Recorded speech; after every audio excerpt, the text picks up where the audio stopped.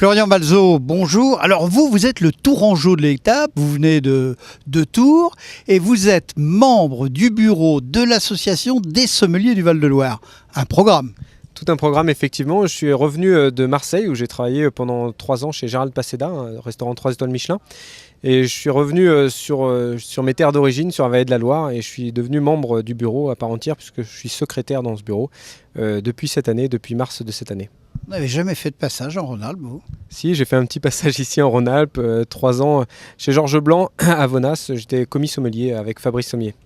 Donc vous allez vous lancer dans les concours aussi, le Master of Porto, le meilleur ouvrier de France ou d'autres. Je vous sens bien là sur ce dossier.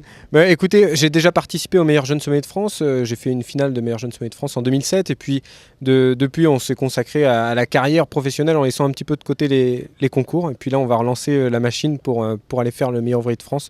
Pas cette session en 2014, mais sur la prochaine en 2016.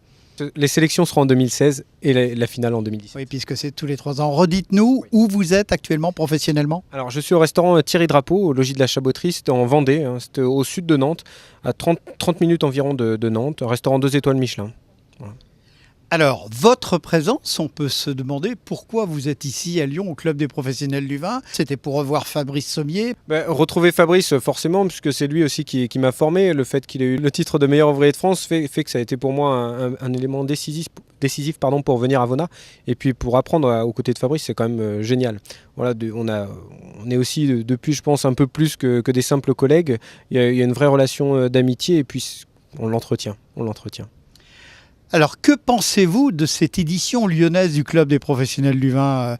Oui, alors il y avait déjà beaucoup de monde, donc c'est ce qui est plutôt bon signe, ça crée une émulation et puis il y avait surtout une sélection de vins qui était vraiment rigoureuse. Nous on s'est promené, enfin entre guillemets promené, on est passé à travers toute la France sur différents stands, c'était vraiment remarquable, une sélection vraiment rigoureuse et puis on voit que le club renaît et puis avec un vrai dynamisme.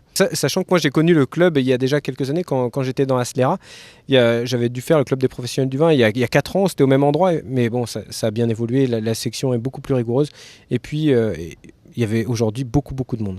Oui, et puis comme son nom l'indique, c'est un club professionnel pour les professionnels du vin. Hein. C'est un double professionnel. Là, on voit que c'est pas laissé au hasard. Que des pros, oui, effectivement. Et puis ça s'est vraiment ressenti tout au long de la journée. Dans les attitudes aussi des gens, beaucoup de respect dans les dégustations face aux vignerons, ce qui est important.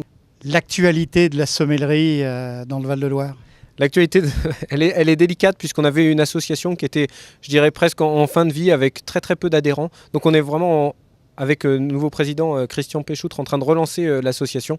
Et puis c'est une association qui est immense, hein. Ça part de Nantes jusqu'à Sancerre. Donc c'est vraiment une grande surface, on va dire, à couvrir. Donc on essaye de relancer l'association et je pense qu'on va réussir. Voilà. Merci Florian. Merci à vous, merci beaucoup.